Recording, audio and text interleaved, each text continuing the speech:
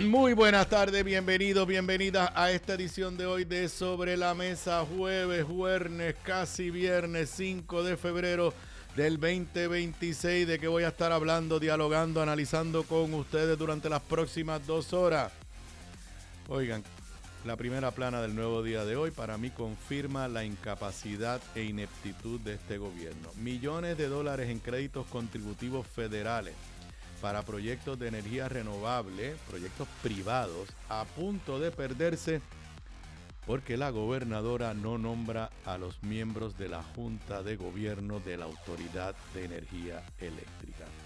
El cheque del reintegro reintegrable sigue por la espera del ok de la Junta de Control Fiscal, pero a la misma vez el gobierno acaba de admitir que no le ha entregado a la Junta los datos necesarios para analizar lo que ya es ley. Y el secretario de Hacienda también admitió que no le han entregado a la legislatura la información que la legislatura pidió. No me lo estoy inventando, esas son noticias del día de hoy. Asociación de Contratistas dice nadie los ha consultado sobre el proyecto de ley de reforma de permisos. Vuelven las quejas por el transporte a las islas municipios de Vieques y Culebra. Muere mujer en espera de transporte. Educación, el Departamento de Educación tiene solo 9 investigadores para atender 1,853 querellas de personal contra personal docente y no docente. Locura total. Gobierno de Trump investigó la absurda alegación de que Venezuela intervino con las máquinas de escrutinio en nuestras pasadas elecciones. Y si es jueves de película y streaming con Gabriela Acevedo Gándara. Esos son los temas que voy a estar discutiendo con ustedes en la tarde de hoy en Sobre la Mesa, que comienza ahora. Un líder cuya voz conecta historia y actualidad. Su visión clara y experiencia única dan luz a los temas que moldean nuestra nación. Aníbal Acevedo Vilá está en Radio Isla 1320. Esto es Sobre la Mesa. Nuevamente bienvenidos, bienvenidas a todos los que me están escuchando en vivo. Buenas tardes a los que me estén viendo, escuchando grabado. Buenas tardes, buenas noches, buenos días. Depende a la hora que me escuche aquí en vivo desde el estudio ATH Móvil Powered by Evertech. Son exactamente las 3:58 de la tarde en vivo a través de toda la cadena de Radio Isla 1320. También en vivo en la página web de esta emisora, radioisla.tv, a través de la aplicación móvil.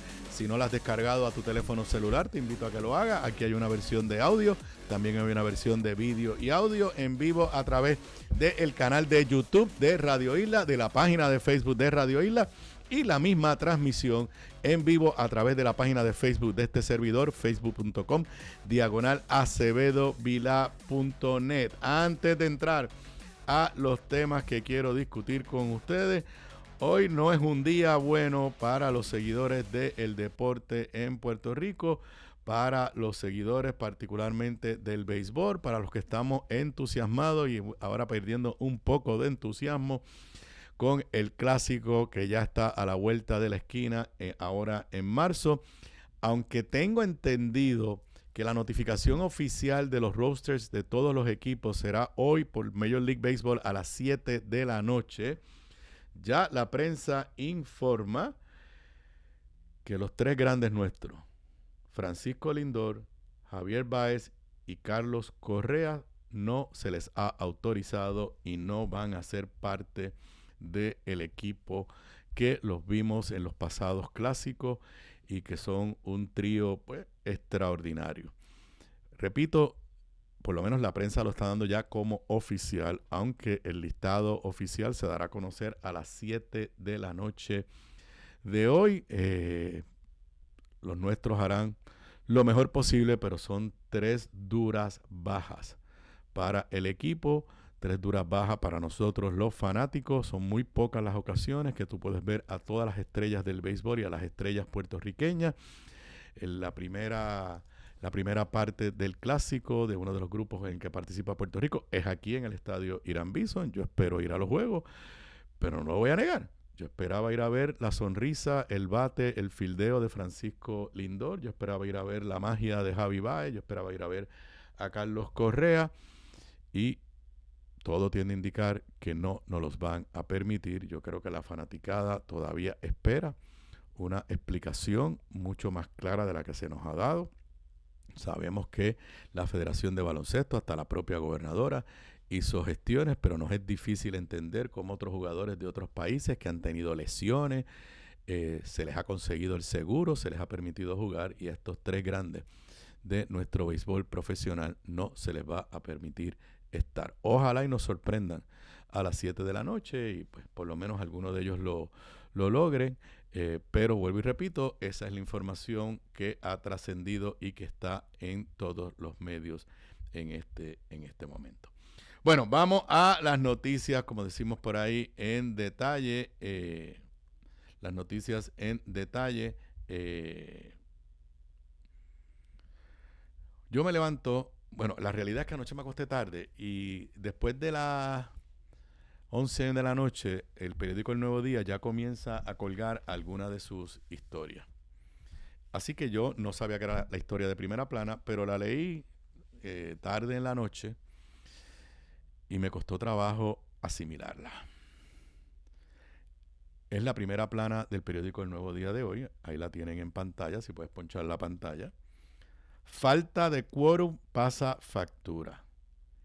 Inoperancia en la Junta de la Autoridad de Energía Eléctrica frena la energía renovable. Las vacantes en el cuerpo rector de la Autoridad de Energía Eléctrica, que no se ha reunido en más de 3 meses, han impedido la aprobación de proyectos que requieren de urgencia para contar con fondos federales. Déjeme primero ponerlos en contexto. Aquí en Martes de Energía con Ramón Luis Nieves hemos hablado en muchas ocasiones, y Ramón Luis lo ha dicho, que el 2026 es el año clave en el que deben entrar a operar diversos proyectos de generación de energía renovable a gran escala, fincas solares y ese tipo de proyectos. En Martes de Energía, hace unos meses atrás, el año pasado, tuvimos a Julián Herencia, que es el director ejecutivo de la Asociación de Productores de Energía Renovable, y lo tengo que decir, en aquel momento Julián habló positivo de las gestiones del gobierno para acelerar estos proyectos. Estos proyectos que son inversión privada, un poco el titular del Nuevo Día cuando dice fondos federales, no es exactamente fondos federales. Lo que sucede es que estos proyectos, bajo las leyes de Biden, pueden disfrutar de unos créditos contributivos. ¿Cómo funcionan los créditos? Pues usted invierte su cantidad de dinero, hace su inversión, y a base de unas fórmulas, el gobierno, por lo que usted invierta, le da un crédito por X cantidad, 1% whatever, de lo que usted invirtió. Esos créditos usted lo puede utilizar contra su obligación contributiva federal, o si usted no tiene obligación contributiva federal, o los puede vender en el mercado, y pues de esa forma el gobierno federal le está subsidiando, le está ayudando a generar la actividad económica, y en este caso de placas solares. Donald Trump, que no cree en la energía renovable, en la famosa o maldita ley de Big Beautiful Bill, puso un lenguaje que gracias a Dios no eliminó esos créditos contributivos, pero le puso una fecha límite. Y a lo que llegue el 4 de julio de este año, y los proyectos que no se encuentren en etapa de construcción para el 4 de julio de este año, o alcancen su fase operacional para diciembre del 2027, pierden los créditos contributivos. Y en Puerto Rico hay una cantidad significativa de proyectos de energía renovable. En conjunto, los proyectos pueden sumar 160 megawatts en términos de generación nueva, y otros son de batería, otros 1.056 megawatts en capacidad de almacenamiento. Pero para que esos proyectos echen para adelante, necesitan que la Junta de Directores de la Autoridad de Energía Eléctrica, no estamos hablando de la Junta de Gobierno, de la Junta de Control Fiscal, esta es la del gobierno de Puerto Rico, la que le hemos quitado muchísimas responsabilidades, porque o Luma y Genera hacen gran parte de lo que hace antes la autoridad, pero la Junta sigue existiendo y sigue siendo el dueño de los activos, y estos contratos, quien tiene que aprobarlos, hay enmiendas en proceso, es la Junta de Directores de la Autoridad de Energía Eléctrica. Pues ¿saben qué? La Junta de Gobierno está compuesta por 8 miembros. Solamente tiene 4 desde marzo del 2024. O sea, aquí también le cae la agüita a Pedro Pierluisi. Cuando Jennifer González juró, habían solamente 4 miembros de la Junta. Y Jennifer González pasó el año 2025 y prácticamente no nombró a nadie. Seguían con 4. Pero en octubre ocurrieron 2 vacantes. Una de esas vacantes, que era el director del CORTRI, la gobernadora lo sustituyó por el director de Transportación y Obras Públicas, pero ahora mismo tiene nada más que 3 de 8. No está operable. Y como no hay una junta de directores operable, no se reúnen desde octubre del año pasado y por ende no pueden aprobar y evaluar ninguno de estos contratos. El reloj va avanzando y nos corremos el riesgo que esos proyectos no se puedan desarrollar porque parte del análisis financiero de los proponentes es contar con los créditos contributivos federales. Y repito, si al 4 de julio no ha empezado la construcción o no ha alcanzado una fase operacional para diciembre del 2027, no hay crédito contributivo. Y si las empresas, los inversionistas que están haciendo esto sienten que no van a lograr el crédito contributivo, los proyectos se van a caer. Vamos a perder la capacidad de generación de energía renovable. Y vamos a perder la inyección de una inversión que tiene un efecto en la economía con un beneficio contributivo federal. Ahora, no por culpa de los desarrolladores, no por culpa de Luma, no por culpa de la Junta de Control Fiscal, simple y sencillamente porque la gobernadora no ha sido capaz de llenar una vacante. Y de esto nos acabamos de enterar por esta primera plana del periódico El Nuevo Día de hoy.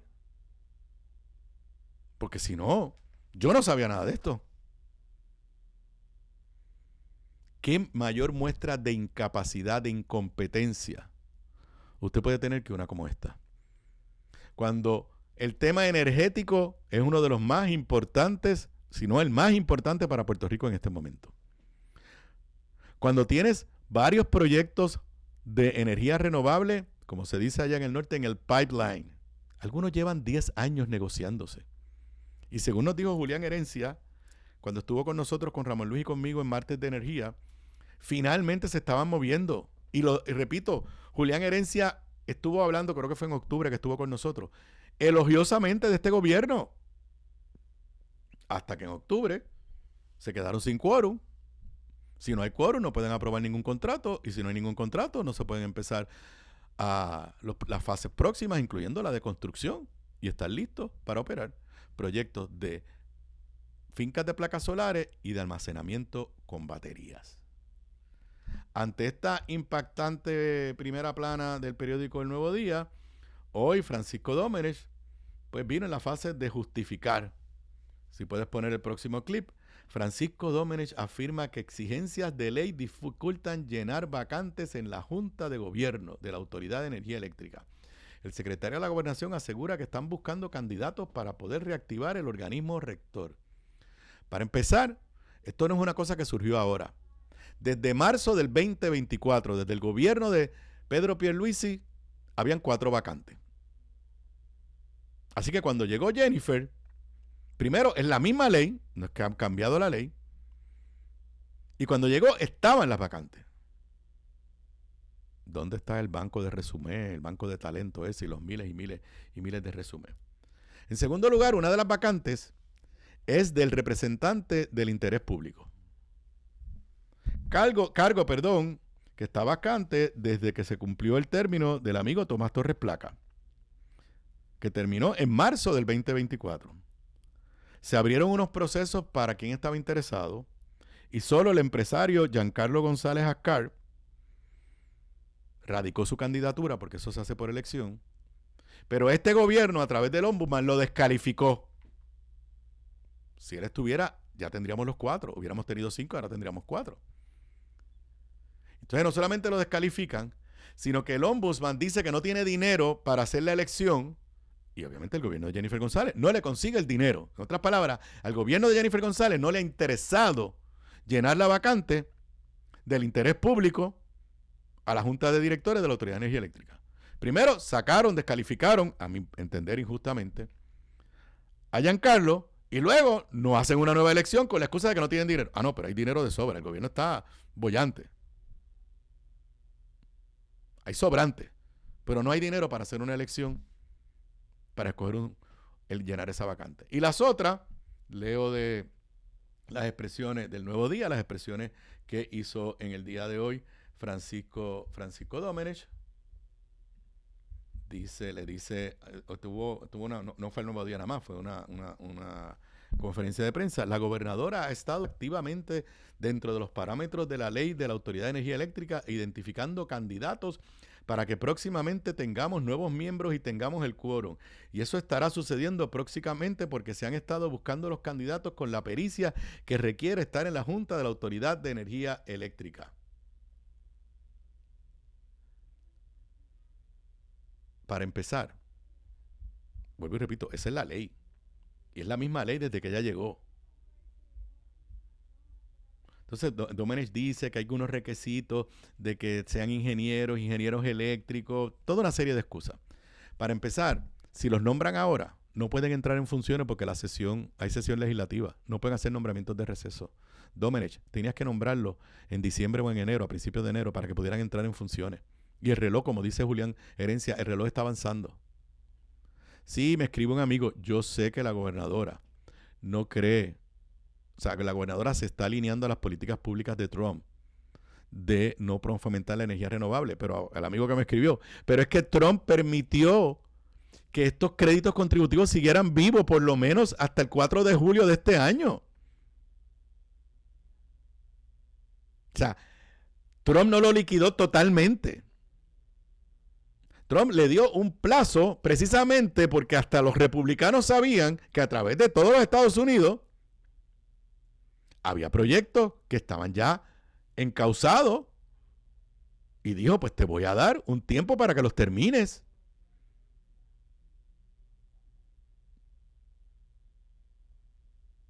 Si la contestación es que no creen en energía renovable, pues nombren la Junta y que la Junta no apruebe los contratos. Y estamos hablando de créditos contributivos federales que cuando estos empresarios hicieron su análisis económico de si sus proyectos eran viables, contaban con esto. No hay ninguna justificación o explicación que no sea la ineptitud e incapacidad de este gobierno. Que estamos viendo en montones de cosas. Pero en este tema no hay forma de justificarlo. En otras palabras, estamos negándonos la inyección de 160 megavatios de generación y de 1056 de capacidad de almacenamiento, que no le cuesta nada al gobierno de Puerto Rico, que no es con los fondos federales de FEMA, que es inversión privada, simple y sencillamente por incompetentes o por tener las prioridades en otro lugar, en donde quizás los contratos son de los amigos, sean o no sean buenos para Puerto Rico. No solamente que tienen que nombrarlos, es que van a tener que nombrarlos y lograr que los confirmen. Y como dice Julián Herencia, ya de marzo en adelante, si no se logran aprobar pronto, muchos de los proyectos se van a caer. Se van a caer porque nadie va a invertir si no tiene la garantía que va a poder empezar construcción el 4 de julio, que es lo que dice la ley de Trump. Y por ende, si no tiene esa garantía, no va a tener los créditos contributivos y el modelo financiero no le va a funcionar. Y los únicos responsables, si estos proyectos se caen, es Jennifer González y su gobierno.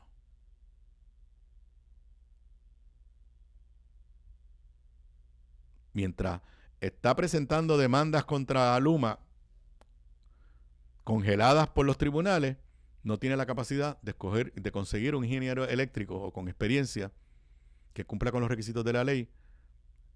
Digo, yo creo que lo que hay también es probablemente, más allá de lo que diga la ley, ya un desprestigio tal que ¿quién quiere irse a trabajar en este gobierno? Digo, esto es una junta de gobierno, no es un trabajo full time. Mientras tanto, en el otro proyecto de envergadura y de prioridad de la gobernadora, el ya famoso que los chicos de por la mañana llamaron el cheque reintegrable y la reforma contributiva. Hoy hay dos noticias de dos secretarios de gabinete, de dos personas extremadamente importantes, que nuevamente dejan a uno con la boca abierta. La gobernadora radicó el proyecto de reforma contributiva el 12 de enero. La Junta de Control Fiscal se lo tumbó el viernes pasado. Pero la gobernadora está haciendo, y los líderes legislativos están haciendo la pantomima de que van a seguir considerando ese proyecto y que van a lograr aprobar la segunda fase de la reforma contributiva. Ellos sabemos que eso es para las gradas, a menos que lo cambien totalmente y la Junta se lo apruebe. Pero antes de que la Junta le diera el último clavo al ataúd de la reforma contributiva, Tomás Rivera Chat y Johnny Méndez, más que Johnny Méndez, el presidente de la Comisión de Hacienda, Eddy Charbonnier, habían pedido una serie de información al Departamento de Hacienda y a otras agencias del Ejecutivo relacionada con la reforma contributiva que la gobernadora llevaba un año trabajando y que hizo una campaña publicitaria cuando la presentó. Y recuerdan aquella carta que parecía un supina de un fiscal, donde el presidente del Senado le requirió una serie de información detallada, que la leímos aquí, hacía sentido. Bueno, pues ayer en una entrevista con el periódico Metro, que se publica hoy Metro es edición impresa, yo no podía creerlo, Hacienda aún no hay fecha para entregar a la legislatura datos de reforma contributiva. Dice esta nota de Ayola Virella en una entrevista con Ángel Pantoja, secretario de Hacienda. El secretario Ángel Pantoja reconoció que todavía no existe una fecha definida para entregar a la legislatura toda la información requerida sobre la reforma contributiva permanente que continúa en discusión. En la edición digital del periódico Metro, ellos dicen que luego que esto se publicó en la edición de papel, lo llamaron de Hacienda a decirle que aunque no le han dado fecha, que van a cumplir con los 10 días que le dio Tomás Rivera Chat. Yo no sé cuándo es que vencen los 10 días, pero es ya mismito. Pero no han entregado la información de la reforma contributiva que estaba natimuerta por la legislatura, pero que la Junta mató, pero que están tratando de decir que está viva. Durante una entrevista en Punto por Punto, el funcionario explicó que Hacienda, la Oficina de Gerencia y Presupuesto y AFAF aún se encuentran recopilando y atendiendo los requerimientos solicitados por el Senado y la Cámara, incluyendo información fiscal y proyecciones a mediano plazo. Cita textual: estamos en proceso de atender cada uno de los requerimientos. El proceso legislativo es así, sostuvo sin precisar cuándo se completará la entrega. Repito, luego llamaron y la edición digital dice que se comprometieron a que va a ser dentro de los 10 días que le dio la legislatura. Pero ¿qué clase de reforma es esta que enviaron? Y no tenían los datos que le está pidiendo la legislatura, que repito, no era nada extraordinario, era lo que se supone que tú tengas. Dame las proyecciones a 5 años. Dime cómo vas a enmendar el plan fiscal. Dime las minutas de las reuniones con la Junta de Control Fiscal. Cosas así. Esa es la primera. La segunda me voló la cabeza.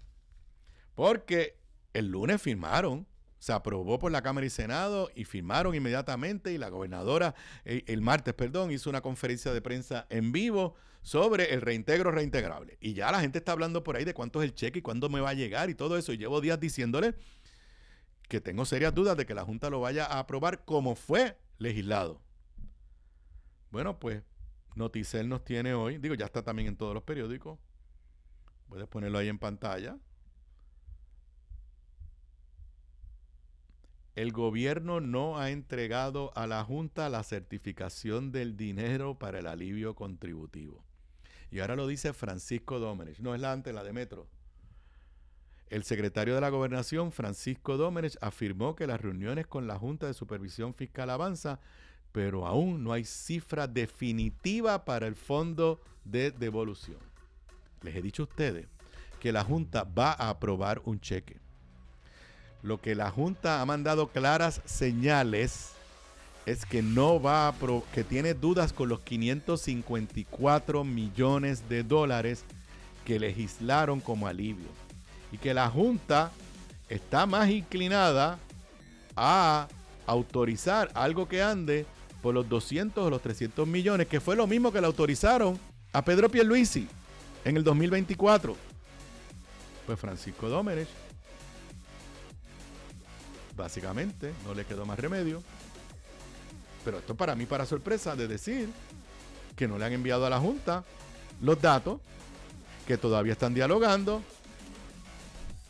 y con un lenguaje bastante enredado, admite que el issue es la cantidad del alivio. Las discusiones se centran en qué fondos concretos serán utilizados y cómo se cubrirán tanto los alivios de la primera fase de la reforma como de la fase actual. No es que reduzcamos gastos, pero los fondos no están disponibles. Esos recursos se han identificado precisamente porque no se utilizarán y estarán libres. Reconoció la actitud de la Junta era receptiva. Estamos en la misma página. Este alivio contributivo no compromete la disciplina fiscal ni los ahorros que exige la Junta. Las reuniones de varias horas y con buen ámbito de trabajo demuestran nuestra voluntad. Pero básicamente reconoce, en respuesta a la posibilidad de que la cantidad aceptada por la Junta podría ser inferior a los 554 millones, Domenech aclaró que las negociaciones siguen abiertas. Remarcó que todavía no se ha hecho pública la cantidad definitiva, ya que los equipos técnicos trabajan para garantizar que la medida sea viable y fiscalmente responsable. ¿Cómo que no han dicho la cantidad definitiva? Si legislaron 554 millones. O sea, nos mienten descaradamente. Nos están diciendo que los 554 millones en este momento es un embuste. Todavía no, cito a Domenech, todavía no se ha hecho pública la cantidad definitiva, ya que los equipos técnicos trabajan para garantizar que la medida sea viable y fiscalmente responsable. Se lo traduzco. No hemos logrado convencer a la Junta que sean 554 millones porque la Junta cree que 554 millones no es viable y no es fiscalmente responsable. Y les recuerdo que ayer con Mili Méndez por la mañana el secretario de Hacienda 3 veces se negó a contestar si los 554 millones de alivio eran fiscalmente responsables. Y les anticipo que la cartita que va a mandar la Junta probablemente va a decir 554 millones no es fiscalmente responsable, vuelvan y legislen un alivio de 300, 350 millones y se lo aprobamos. ¡Wow! Increíble. Regreso con más luego de la pausa. La clave para la buena cocina, además de los ingredientes y recetas, está en la calidad de los productos en los que cocinas. Por eso te recomiendo mi línea Giovanna Heike Cookware Collection, con acabado en cerámica, mangos ergonómicos y 4 milímetros de espesor para mejor conducción de calor. Lo distribuye North Caribe Imports y su marca Caribe, donde además encuentras utensilios de cocina y limpieza para tu hogar. Ahora cuida tu jardín con Caribe Garden. Caribe, calidad, experiencia y el mejor precio. Pídelos en tu supermercado más cercano. Simplifica tu vida con Caribe. Distribuye North Caribe Imports, la empresa puertorriqueña con más de 50 años sirviéndote a ti. Gramas lindas, gramas, plantas, palmas y todo para tu jardín. En Dorado, 796-1386. 796-1386. Gramas lindas, excelente calidad y servicio insuperable. 796-1386. Bocados Divino, el lugar perfecto para almuerzo o cena. Menú internacional, especializados en los mejores guisos, cabrito al vino, rabo encendido y el mejor osobuco que puedes encontrar. Mariscos frescos del país, langosta de nuestras costas, amplia carta de vinos y jugos naturales, con la mejor localización, seguridad y amplio estacionamiento gratis. Bocados Divino, en el edificio del Colegio de Abogados en Miramar. Para reservaciones, llamar al 787-238-1530. Sigamos con más de Sobre la Mesa. Para los que me estén escuchando, me estén viendo en vivo, son las 4:28 de hoy jueves, casi viernes, jueves 5 de febrero del 2026. Antes de terminar con el tema del chequecito, el reintegro reintegrable, como usted lo quiera, incentivo reintegrable le llamó el gobierno de Pedro Pierluisi. Quiero volver a hacer un contraste con el gobierno de Pedro Pierluisi. Porque lo que estamos viviendo de haberse aprobado una ley y entonces ahora ir a hablar con la Junta sobre un asunto importante para la gobernadora. O sea, lo que quiere la gobernadora es que nos den un alivio. ¿Qué hizo Pedro Pierluisi y Rafael Tatito Hernández y José Luis Dalmau, que presidían los cuerpos legislativos? Primero quisieron hacer una reforma contributiva, igual que la gobernadora. Pero en lugar de ponerse a legislar para llenarle el ojo a los ciudadanos, fueron ante la Junta. Y le propusieron a la Junta una reforma muy parecida a la que presentó la gobernadora en la legislatura. Y la Junta le dijo, no te la voy a aprobar. Y el gobierno de Pedro Pierluisi pudo haber hecho un show y presentar el proyecto de ley y unirse los populares y los PNP y votar a favor y hacer una ceremonia en la Fortaleza y después crearnos una falsa expectativa de que había un alivio contributivo y después la Junta decirle, eso no entra en vigor. Pero como parte de ese proceso de diálogo, yo no participé, pero sé lo que estaba pasando.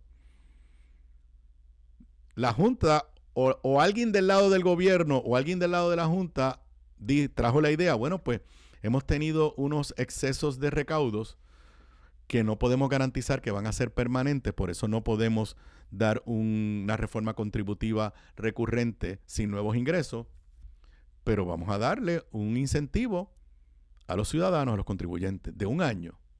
Y yo estoy seguro que el gobierno de Pedro Pierluisi quería que el alivio fuera de 500 o 600 millones y más o menos el amigo Jesús Santa lo validó hace un rato aquí con Penchi. Él era presidente de la Comisión de Hacienda. Yo estoy seguro que el gobierno de Pierluisi y Tatito y Jesús Santa y Dalmau querían un alivio más grande. Pero en lugar de crearle una falsa expectativa a nosotros, fueron y se sentaron con la Junta, porque al final del día, nos duela o no nos duela, si no convences a la Junta, el alivio es cero.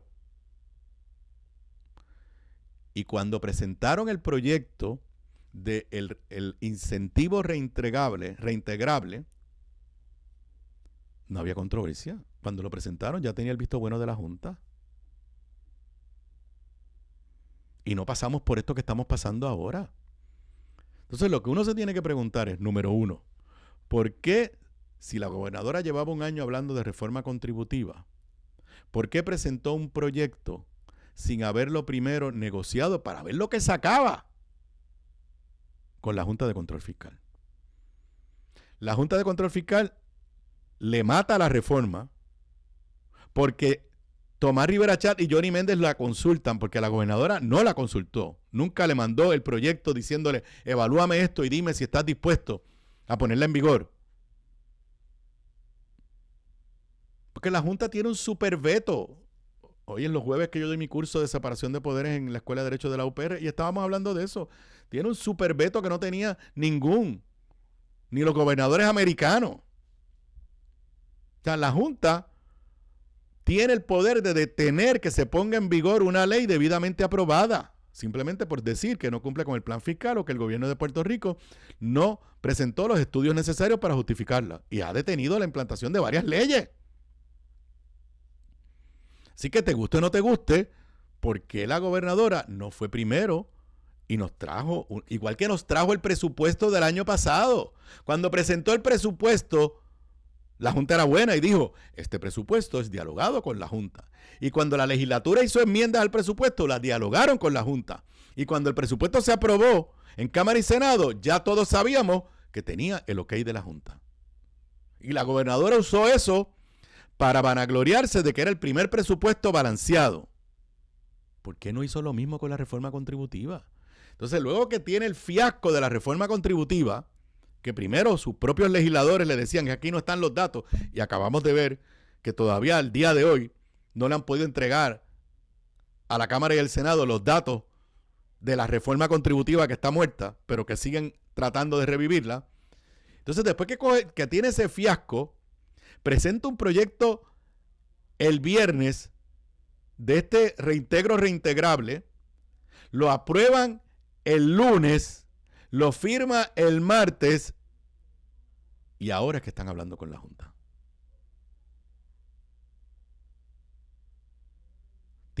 La Junta tiene 7 días, o sea, el gobierno tiene 7 días para someterle los documentos a la Junta. Miren, no es los documentos que le sometieron a la legislatura de una certificación de sobrante, como ha dicho la gobernadora. No, la ley promesa requiere que usted le presente un análisis económico, que usted le presente si cumple o no cumple con los planes fiscales, que usted le presente cómo eso afecta a otras obligaciones del gobierno. No es que certifiques que hay 800 millones o 1,000 millones de un sobrante. Para eso el gobierno tiene 7 días. Hoy nos acabamos de enterar que todavía no han entregado los documentos. Están dialogando. Pero esto es un documento formal que se le tiene que entregar a la Junta de Control Fiscal. Todo esto nos los hubiéramos economizado si se hubieran sentado con la Junta. Y la gobernadora hubiera tenido el perfecto derecho de decir, mi plan era dar un incentivo de $500 millones. Lamentablemente estoy enviando un proyecto de ley de 300 millones porque es lo que aceptó la Junta. Pero generar toda esta confusión en los ciudadanos. A lo mejor al final convencen a la Junta, pero es lo mismo. Si se hubieran sentado antes y se tardaban una semana en presentar el proyecto de ley. Y cuando lo hubieran presentado, hubieran dicho, aquí está el proyecto de ley de un chequecito que todo el mundo va a recibir. No es un cheque como tal, pero es más o menos lo mismo.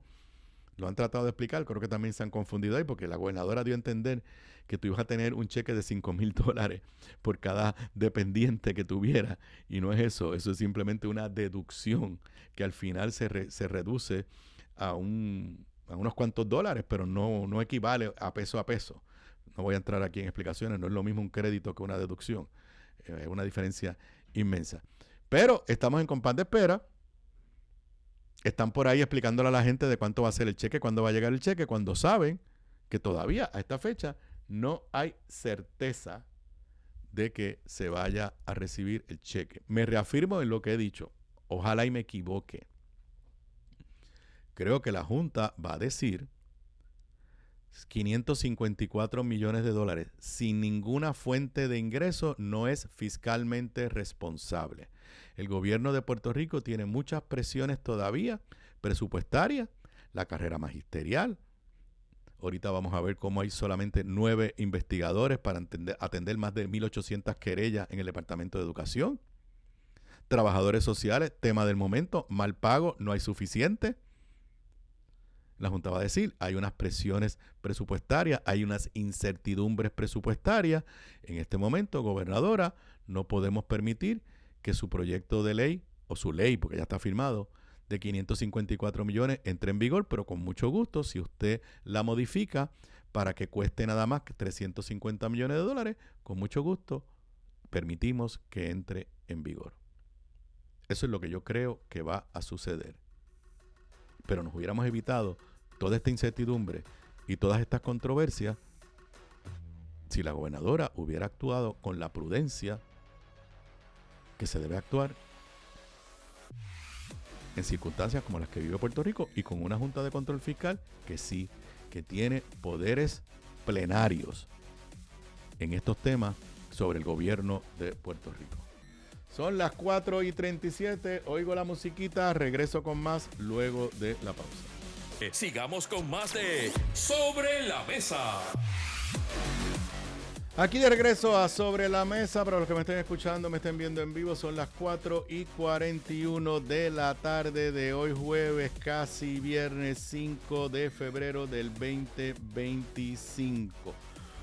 Bueno, la gobernadora anunció esta semana, creo que fue el martes, que antes de que termine este mes va a estar presentando una legislación de reforma del proceso de permiso. Para preparar esta legislación, la gobernadora había creado mediante orden ejecutiva, la segunda orden ejecutiva, en otras palabras, que se tiene que haber firmado, dije 225, Dios mío, pues el 2026, ya una vez se empieza a fallar, estamos en el 2026. Me están corriendo aquí desde el control. Para elaborar esta reforma de permiso, la gobernadora nombró un comité, a través de orden ejecutiva, un comité especial que básicamente está formado por jefes de agencia. Honestamente, para tú reunir jefes de agencia no hace falta crear una orden ejecutiva y crear el show de que estás creando un comité. Simplemente le da una instrucción, diga, mira, reúnense y tráigame una propuesta. Pues está chévere. La orden ejecutiva 2025-002 estuvo presidida por Francisco Domenech. Estaba Itza García, que es la subsecretaria de la Gobernación, el secretario del Departamento de Recursos Naturales, Waldemar Quiles, el alcalde de Bayamón, Ramón Luis Rivera, la coordinadora de Eficiencia, Verónica Ferraioli, el secretario del Departamento de Desarrollo Económico, Sebastián Negrón, el secretario auxiliar de la Oficina de Gerencia de Permisos, Norberto Almodóvar, el presidente de la Junta de Planificación, Héctor Morales, y algunos representantes del sector privado. Y la gobernadora dijo que va a presentar la legislación antes de que termine el mes de febrero. Bueno, pues para sorpresa de todos, página 23 de la sección de negocios del periódico El Nuevo Día, a nosotros no nos han invitado a la mesa. Le tengo que admitir que cuando leí ese titular en comillas, lo puedes ponchar ahí para que lo vean, yo honestamente pensé que se trataba de algún grupo ambientalista. Yo dije, bueno, pues se están quejando Sierra Club, algunos de estos grupos que legítimamente tienen interés en los procesos de permiso, pero yo dije, pues, los excluyeron. No, esa frase de a nosotros no nos han invitado a la mesa es de la presidenta electa de la Asociación de Contratistas. Y yo dije, ¿qué? Que la gobernadora va a presentar una reforma de permisos que en teoría está para complacer al sector privado. Y uno de los grupos que más quejas, pero que también más interactúa con el proceso de permisos en Puerto Rico son los constructores, la Asociación de Constructores, dije contratistas, perdón, de constructores, y no los invitaron. Nota de Efraín Montalvo Ríos, en la que citan a Pincy Rivera Ortiz, que es la presidenta electa de la Asociación de Constructores de Puerto Rico. A nosotros no nos han invitado a la mesa, acotó Rivera Ortiz en entrevista con El Nuevo Día, haciendo referencia a las expectativas de los constructores con la prometida reforma de permiso. Obviamente, esto luego de que el martes la gobernadora dijo que el proyecto estaba a punto de caramelo. Ellos, entonces, obviamente, aprovecha para dar sus preocupaciones, porque no los han invitado. O sea, ¿cómo es posible que tú tengas un comité disque trabajando en este tema por un año? Ayer veíamos cómo la ley el proyecto de administración para autorizar los vehículos todoterreno en ciertas carreteras, hemos visto como agencias de gobierno están yendo a la legislatura a pedir enmiendas o a levantar preocupaciones, no se atreven a oponerse. Y la única conclusión es que cuando el proyecto se estuvo elaborando por la administración, no los consultaron. Dice la Asociación de Constructores, una de las principales preocupaciones de los constructores que se atienda es que haya mayor accesibilidad a los técnicos que atienden los proyectos de construcción en lugar que los procesos estén condicionados a distintas plataformas y sistemas informáticos que no están conectados entre sí y aquí hemos escuchado muchas veces Luis Herrero lo habla, cómo se invierten millones de dólares en tecnología y una plataforma no se habla con la otra. Cita textual, ellos, el gobierno, tienen como 3 plataformas que ninguna está conectada. Tanta tecnología que realmente no la estamos usando para nosotros, la estamos usando en contra de nosotros. Y obviamente sigue dando serias preocupaciones que tienen sobre el proceso de permiso. Yo no voy a entrar a validar o cuestionar las preocupaciones que tienen. Lo que estoy en shock, porque ahora me pregunto yo, si no han consultado a la Asociación de Constructores, habrán consultado a la Cámara de Comercio, habrán consultado a MIDA, habrán consultado a la Asociación de Industriales, habrán consultado a grupos de interés que están en la línea de protección del ambiente y que les interesa el proceso de permiso. ¿O esto fue simplemente un trabajo de los segundos o terceros de los jefes de esas agencias? Y entonces cuando llegue a la legislatura vamos a volver a revivir lo que hemos vivido hasta ahora. Que envían proyectos, o sea, ¿qué más importante que la reforma contributiva? Y ya sabemos el papelón que hicieron. El de los todoterrenos no debió haber sido algo tan complicado.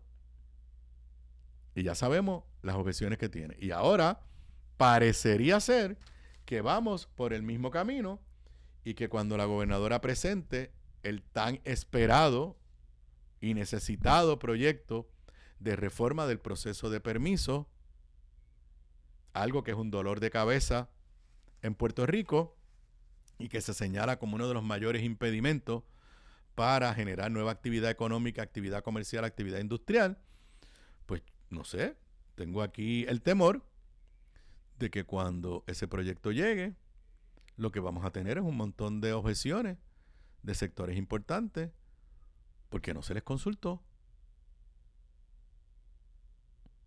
Y uno pues se hace la pregunta de ¿cómo es que opera esta fortaleza? ¿Cómo es que opera este gobierno? Y lo tengo que decir, porque muchas veces, mire, no hay a veces ni diferencias ideológicas. Por ejemplo, vamos otra vez a la reforma contributiva. Ideológicamente, nadie estaba en contra de la reforma. Pero las grandes preguntas eran, ¿y de dónde va a salir el dinero? ¿Cómo vas a pagar por esto? ¿Qué efecto tiene esto sobre futuros presupuestos? O sea, las mayores objeciones, hay proyectos que sí, que tienen objeciones ideológicas y estoy seguro que este de permiso va a tener objeciones ideológicas. De eso, este va a ser controversial. Pero si tú arrancas con un proyecto que uno de los motivos principales es atender las necesidades del sector privado, y nos enteramos hoy, luego de que la gobernadora dijo que ya el proyecto está a punto de caramelo, porque estamos a principios de febrero y ella dijo que antes que se termine el mes se lo va a presentarlo. Obviamente a lo mejor pasa como con la reforma contributiva, que pasaron los meses y pasaron los meses y pasaron los meses y no la presentaba, y después sabemos lo que pasó cuando la presentó. Pero si ya nos estamos enterando que sectores importantes del sector privado, valga la redundancia, por lo menos uno, el de los constructores, no han sido consultados, pues uno se pregunta, ¿a quién consultaron? ¿De quién recibieron el insumo para presentar una propuesta que, vuelvo y repito, la gobernadora crea unas expectativas bien altas?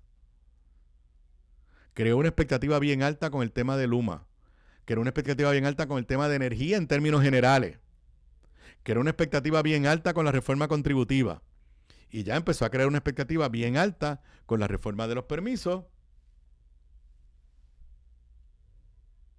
Y yo pensé, honestamente, esto viene con una aplanadora, con el respaldo de todos los sectores privados influyentes.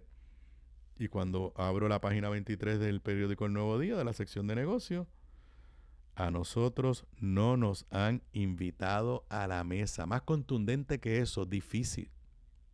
No es, a nosotros nos invitaron y después no nos hicieron caso. No es solamente nos llamaron a una reunión y después quedaron en volver a llamarnos.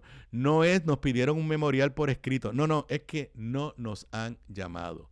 no nos han invitado, y es la Asociación de Constructores, que si algún sector tiene algo que decir sobre los procesos de permiso, es precisamente este sector. Pero así aparentemente es que se corre este gobierno. Son las 4:51. Yo creía que todavía tenía. Bueno, pues está bien, es que no. A veces me mandan señales contradictorias aquí. Bueno, no sé si me da tiempo antes de la pausa. Yo no era. Hace tiempo que no escuchábamos quejas del servicio de lanchas hacia Vieques y Culebra. Y yo llegué a pensar que finalmente esta privatización, una compañía nueva y que había invertido y que iba a traer unas lanchas nuevas y todo lo que hemos escuchado, pues yo pensé, oye, pues finalmente esto ha mejorado. Con los fuertes oleajes de los pasados días, recuerdo que salió una noticia rápido de que los viajes a Vieques se habían detenido. A mí, inicialmente, no me sorprendía que con mal tiempo en los mares, pues se cancelaran los viajes. Pero me llamó la atención que los de Culebra seguían funcionando, pero los de Vieques no seguían funcionando. Y no entendía bien qué pasó. Luego ayer, y eso se me pasó comentar esta noticia ayer por la tarde, pero ayer por la mañana, escuché una historia desgarradora de Mili Méndez, de que Mili había entrevistado a una mujer de las que estaba varada en Ceiba, porque se habían cancelado los viajes, y que cuando al otro día Mili trató de comunicarse con la señora, le contestó de su celular un familiar que doña Sheila Sanabria había fallecido de un infarto. La señora estuvo, igual que otros, varada en Ceiba. La lancha, barcaza, ferry, como usted la quiera llamar, llegó a Vieques 2 veces, pero no pudo atracar en Vieques por el mal tiempo. Para regresar en Ceiba, la gente durmió en los carros. O sea, 2 veces. Y entonces ahora lo que tenemos es a todo el mundo zapateándose sin asumir. Nadie, o sea, yo no puedo decir que la señora murió por esto, pero definitivamente todo el mundo sabe que el estrés provoca problemas en el corazón. Eso está más que estudiado. Sabemos que la señora se quedó varada, que aparentemente estuvo en la lancha que fue 2 veces a Vieques con la esperanza de que iba a llegar a su casa y tuvieron que virar para Ceiba, que no tenían dónde dormir. No murió. Una de las defensas que están diciendo del gobierno es, ella no murió aquí, ella murió en el hospital. Bueno, por lo menos la llevaron al hospital. Entonces la gran interrogante es, ¿por qué esas lanchas no pudieron atracar? ¿Qué es? ¿Que no están adecuadamente equipadas? ¿Que no alegan que no tenían los motores suficientes? Yo no sé, pero esto requiere una intervención del gobierno y una explicación clara de qué fue lo que sucedió. Lo que creíamos que era un problema resuelto, yo me creía que era un problema resuelto, ahora resulta que hay problemas. Y obviamente sí se ha hablado de si debe haber algún tipo de facilidad donde la gente pueda pernoctar y se le dé algún beneficio, pues porque tú ibas a salir a las 5 de la tarde para regresar a Vieques y por el mal tiempo no pudiste llegar. Eso yo creo que es importante, pero yo lo que quisiera es que nos expliquen claramente qué fue lo que pasó esos 2 días. O sea, ¿por qué la lancha salió de Ceiba y no pudo atracar en el muelle de Vieques? Esa explicación falta. ¿Era un problema del mal tiempo o era un problema de las embarcaciones? Ya sabemos por lo menos el desenlace para doña Sheila. Perdió la vida y nunca llegó a Vieques. Son las 4:55. Regreso con más luego de la pausa. Quédate en sintonía de Radio Isla para acceder al análisis más profundo de Puerto Rico y el mundo. Aníbal Acevedo Vilá, Sobre la Mesa, por Radio Isla. Radio Isla 1320. Información responsable, análisis profundo y la voz que conecta contigo. Esto es Radio Isla 1320. Somos el sentir de Puerto Rico. Acceder a tu programación favorita es más fácil que nunca. Búscanos en tu plataforma de podcast favorita y escucha el podcast de Hora Exacta con Luis Penchi para que te enteres de todo el contenido que Radio Isla 1320 tiene para ti. Y si te perdiste de tu programa favorito, tranquilo, búscanos en radioisla.tv y Radio Isla Móvil y mantente al día con tu programa favorito. Radio Isla 1320, somos el sentir de Puerto Rico. Estás escuchando Sobre la Mesa con Aníbal Acevedo Vilá por Radio Isla 1320 y radioisla.tv. No rompas la cadena. Mantente conectado a Radio Isla 1320. El sentir de Puerto Rico. Aquí nadie es objetivo, pero tampoco hacemos ranteos para buscar likes, ni estamos pendientes a lo que otros hacen. Política, farándula, noticias y hasta una que otra bobería del día, ¿por qué no? Al final del día, esto no es para complacer a nadie, es para decir las cosas como son. Puestos para la mañana, de lunes a viernes a las 8 de la mañana, en vivo desde el estudio ATH Móvil by Evertech, solo por Radio Isla 1320. Somos el sentir de Puerto Rico. La clave para la buena cocina, además de los ingredientes y recetas, está en la calidad de los productos en los que cocinas. Por eso te recomiendo mi línea Giovanna Heike Cookware Collection, con acabado en cerámica, mangos ergonómicos y 4 milímetros de espesor para mejor conducción de calor. Lo distribuye North Caribe Imports y su marca Caribí, donde además encuentras utensilios de cocina y limpieza para tu hogar. Ahora cuida tu jardín con Caribí Garden. Caribí, calidad, experiencia y el mejor precio. Pídelos en tu supermercado más cercano. Simplifica tu vida con Caribí. Distribuye North Caribe Imports, la empresa puertorriqueña con más de 50 años sirviéndote a ti.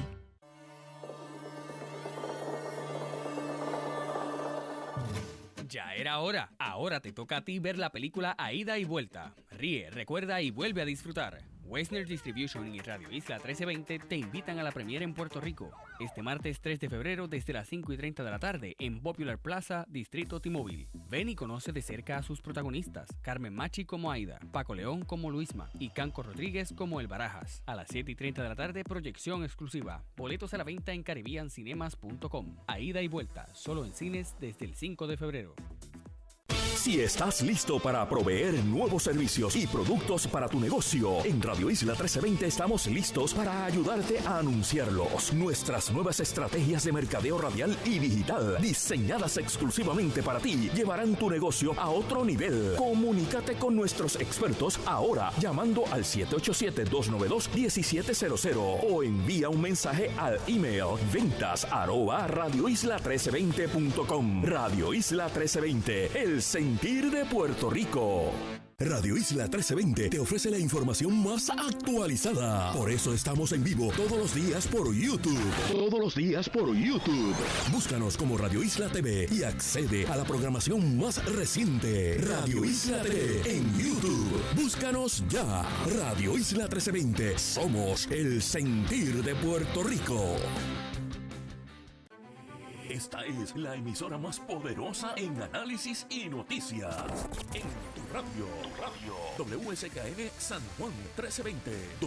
WLEYAM Calle 1080. WDEP AM Ponce 1490. WKJB AM Mayagüez 710. WLRP AM San Sebastián 1460. WABAM Aguadilla 850. WALO AM Humacao 1240. MSWAM Atillo 1120. Accede a la información más completa a través de radioisla.tv o tu smartphone en la aplicación Radio Isla Móvil. Radio Isla 1320. Somos el sentir de Puerto Rico. Las historias más completas, el análisis más profundo, los escuchas en Radio Isla 1320. Somos el sentir de Puerto Rico. Desde los salones legislativos hasta la cumbre del Poder Ejecutivo, Aníbal Acevedo Vilá está en Radio Isla 1320. Sigamos con más de Sobre la Mesa. Aquí de regreso a Sobre la Mesa. Para los que me estén escuchando, me estén viendo en vivo, son exactamente las 5 de la tarde. Son las 5. Ahora en cadena con WLRP 1460. Radio Raíces. Sobre la Mesa en Radio Isla 1320. Aquí de regreso a Sobre la Mesa. Aquí yo continúo en vivo como todos los días, en vivo a través de toda la cadena de Radio Isla 1320, también en vivo en radioisla.tv, a través de la aplicación móvil de Radio Isla, en el canal de YouTube de esta emisora, la página de Facebook de Radio Isla y también en la página de Facebook de este servidor, facebook.com/acevedovilá.net. Además, les recuerdo que esta edición de Sobre la Mesa y todas las ediciones se retransmiten a las 10 de la noche en el canal 85 de Liberty Cable TV.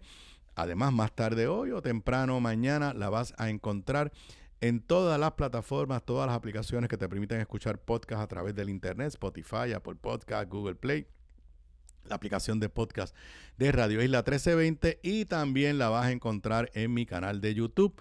Fácil encontrarme en YouTube si no te has registrado en mi canal, eso es gratis. Escribes mi nombre en el buscador, le das allí a la campanita y te llegará un aviso de YouTube cada vez que haya un nuevo episodio de Sobre la Mesa disponible para que en esas plataformas me puedas escuchar, me puedas ver cuando te sea más conveniente a ti. Y te invito, si me estás viendo, escuchando en cualquiera de esas plataformas, que le des share, que le des compartir a esta edición de hoy. Gracias a la magia del internet, eso permite aumentar la cantidad de personas que nos escuchan y que nos ven. Bueno, dos temas que acaban de surgir y que pues abonan a este ambiente tan negativo para las gestiones del presente gobierno. Primero, un paréntesis. Yo siempre en la pausa me pongo a navegar las diferentes páginas web y el secretario de Hacienda y el gobierno están en un media tour explicándole a la gente cuándo le va a llegar el cheque, cuántos chavos van a recibir, cuando lo que hay es incertidumbre. O sea, ¿qué les cuesta esperar una semana? Lo que tienen que hacer en este momento, a quien único el gobierno le tiene que hablar en este momento es a la Junta. Es convencer a la Junta. ¿Qué les cuesta esperar una semana más? Y una vez tengan la aprobación de la Junta, ya sea la aprobación a lo que legislaron o ya sea la aprobación a una medida modificada, entonces le hablan al país con certeza. Y voy a dar aquí un consejo a la gobernadora y al gobierno. En la vida, y mayormente en la vida política, uno quiere la noticia positiva para mañana.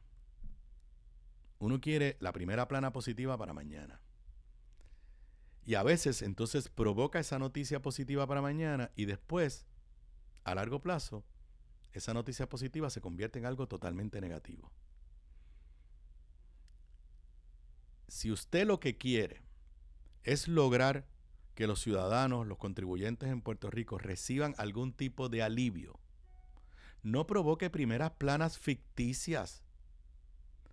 Cójalo con calma, haga su trabajo, convenza a la Junta de Control Fiscal y en vez de el 5 de febrero, el 20 de febrero, tiene la primera plana positiva diciendo, ahí viene un alivio contributivo con el apoyo de la Junta de Control Fiscal, aquí no hay duda, esta es la forma que va a funcionar y se acabó el evento.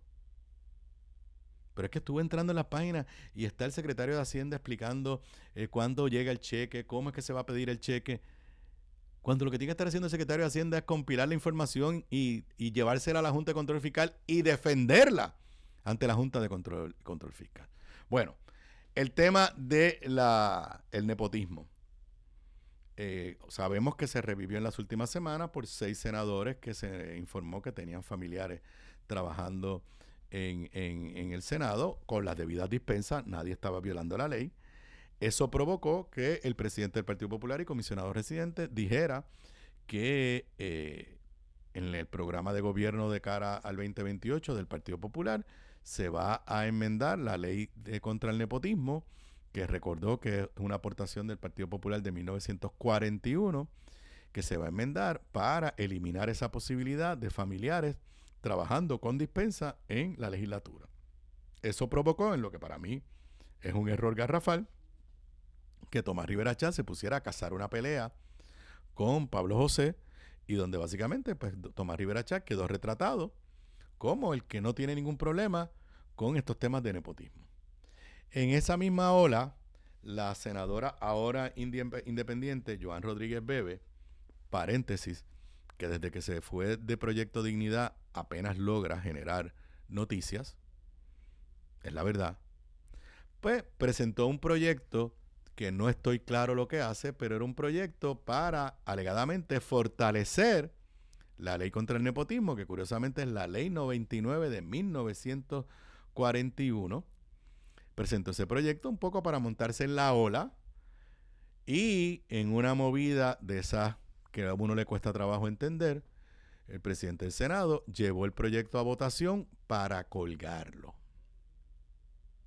En otras palabras, Tomás Rivera Chat, por alguna razón, quiere que el país lo vea como la persona que está en contra de erradicar totalmente la posibilidad de nepotismo en el gobierno.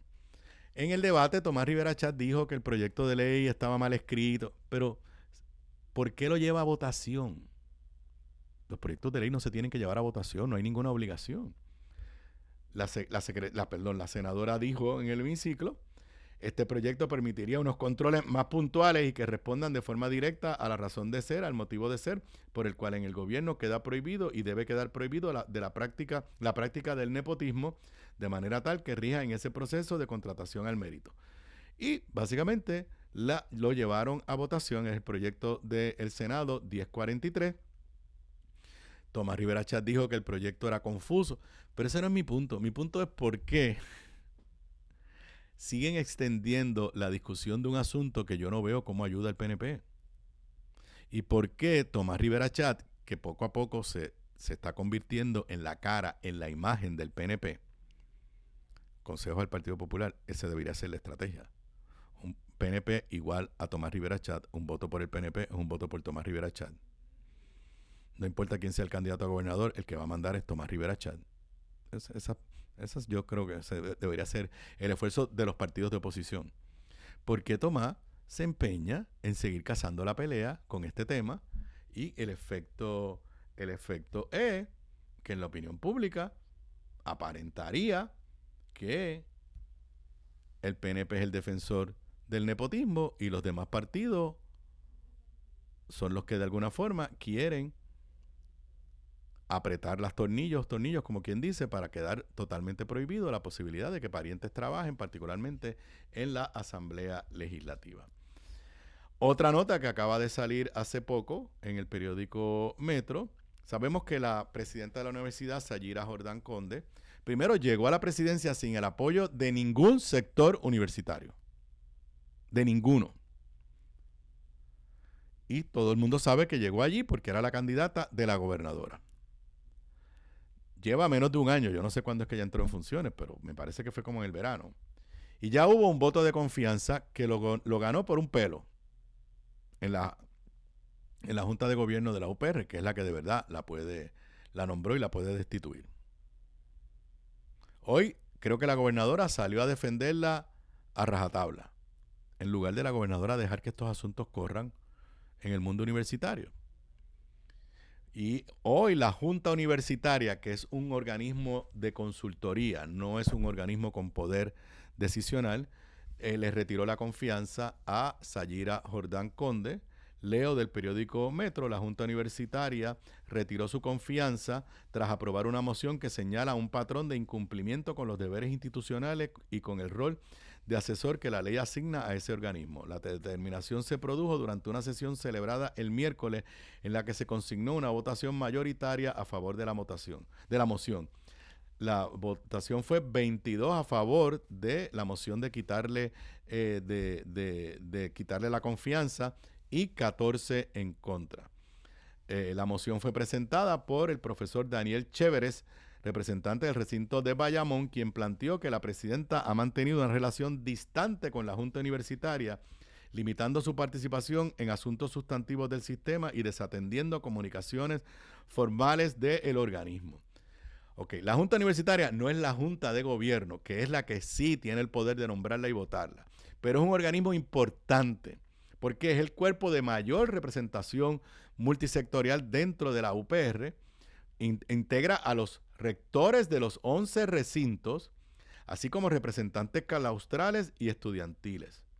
Su función principal, según la ley, es asesorar a la presidencia en asuntos académicos, administrativos y fiscales, además de contribuir a la coordinación del sistema universitario. Obviamente, sabemos que las críticas a Sayira Jordán nacen desde su nombramiento, pero me llama la atención que un organismo tan representativo de la comunidad, representativo de los 11 recintos, haya habido una votación de 22-14. Definitivamente se le está complicando el escenario a la presidenta de la UPR. Ella entró, como sabemos todos, sin el apoyo de los universitarios, y uno hubiera esperado que a esta fecha hubiera montado una estrategia de irse ganando la confianza de diferentes sectores de la comunidad universitaria, pero parece que eso no lo ha logrado. La votación de la semana pasada fue la mantuvieron, fue una votación cerrada, me parece que estoy aquí buscando la votación, no la encuentro, pero creo que hubo 5 votos o 4 votos en contra. Así que si hay un área, otro chichón, como decimos los puertorriqueños, que se le está formando al presente gobierno, es en la Universidad de Puerto Rico, donde la gobernadora ella piensa que la ventaja, yo pienso que el problema, de que si la cosa no endereza en la UPR, todo el mundo va a interpretar que es una derrota y que es un problema de la gobernadora, porque todo el mundo interpreta que ella fue la que escogió a la presidenta y que la presidenta fue validada por la Junta de Gobierno porque hubo intervención directa de la fortaleza. La gobernadora dirá que eso no es cierto, pero esa es la percepción. Y en la vida y en la política, la percepción es equivalente a realidad, y ya eso se adjudicó. Y la única alternativa que tiene la gobernadora es que la presidenta de la UPR sea exitosa, pero en este momento no lo está haciendo. Bueno, tenemos un gobierno que dice que los chavos sobran, que hay chavos de más, que olvídese de eso.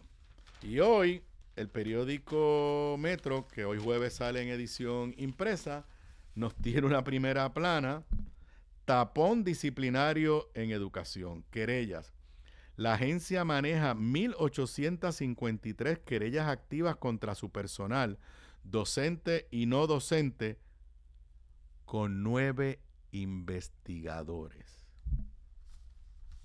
1,000. Es más, voy a sacarlo aquí la matemática. Voy a usar la calculadora porque yo no tengo la capacidad ya de hacer una cosa como esa. 1,853 querellas divididas entre 9. Pues nada, cada investigador tiene 205 querellas a su cargo. Digo, la estoy dividiendo entre 9. Esto es por regiones. Y entonces nos dicen que hay chavos de más, que hay sobrante. Dice la nota de Ayola Virella en el periódico Metro. Obviamente, esto es un trabajo investigativo que hay que aplaudirle al periódico Metro. Esto es seguimiento a unas historias que hubo. Inclusive recuerdo aquí a Mili Méndez darle seguimiento a esto en Pegados en la Mañana, de maestros que se le radica una querella y entonces se toman medidas cautelares y los sacan del salón de clase y los ponen en una oficina regional a mirar una pared. Les siguen pagando, pero nunca se resuelve. Nunca se resuelve. Dice la nota que las querellas son atendidas por la Unidad de Investigaciones Administrativas del Departamento, que actualmente cuenta con 9 investigadores distribuidos en varias regiones educativas. El director de la Secretaría de Asuntos Legales y Política Pública, Kevin Cotto, explicó que los investigadores reciben declaraciones juradas, realizan entrevistas, visitan escuelas y redactan informes investigativos. 9 para 1.853 querellas. Cita textual del director legal. Nosotros contamos al presente con 9 investigadores. Son empleados de carrera que atienden público. Además atienden público. Toman declaraciones juradas, realizan entrevistas en las escuelas y rinden informes de investigación. De acuerdo con la descripción oficial del puesto, la plaza de investigador requiere un bachillerato o, en su lugar, grado asociado combinado con experiencia investigativa, incluyendo haber pertenecido a un cuerpo militar o policial del gobierno federal o estatal. El salario de estos empleados fluctúa entre $1,700 y $2,500 mensuales. Cotto indicó que el reclutamiento para estas posiciones ha representado un reto.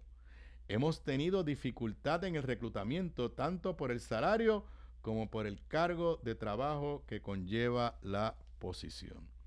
Hay 1.400 querellas sobre personal docente, 312 sobre personal no docente. Cuando las divides por región educativa, San Juan 348, Humacao 336, son las de mayor querella, 239 Mayagüez, 237 Bayamón, Caguas 219, Ponce 231, Arecibo 204 y en la oficina central 39. 981 querellas se encuentran en fase de investigación. 841 en la división legal o en vista administrativa y 31 figuran como radicadas conforme al desglose oficial. El departamento explicó que los procesos disciplinarios pueden extenderse a través de años, ya que la adjudicación estadística de un caso se asigna al año en que comenzó, independientemente de cuándo culmine. Si alguien me puede justificar que haya una oficina con tan solo 9 investigadores para atender querellas válida, inválida, sustanciada, frívola, pero son querellas contra empleados del Departamento de Educación, la inmensa mayoría de ellos personal docente. Y tenemos un gobierno diciendo que los chavos sobran. Mientras estamos hablando de los millonarios sobrantes que tiene este gobierno, y lo tengo que decir porque lo analizamos separadamente. O sea, todo el mundo quiere que nos llegue el cheque, pero todo el mundo quiere que contraten más trabajadores sociales y que le suban el sueldo a los trabajadores sociales y que hayan choferes para que los trabajadores sociales puedan ir a la calle a hacer su trabajo y que haya personal administrativo que los ayude a hacer su trabajo. Todo el mundo quiere que reclutemos más policías, que le sigamos subiendo el sueldo a los policías. Todo el mundo quiere que sigamos revisando el sueldo de los maestros. Todo el mundo quiere que se pague la deuda de la carrera magisterial. Todos quisiéramos que haya más de 9 investigadores para atender las querellas en el Departamento de Educación y que las querellas se puedan resolver con prontitud. Justicia tardía no es justicia. Pero no me puedes decir que está sobrando dinero y a la misma vez decirme que no hay dinero para todas estas cosas. Y estas son las que me estoy acordando porque las he discutido en este programa en las últimas semanas. La inconsistencia, la incongruencia es tan y tan evidente que choca.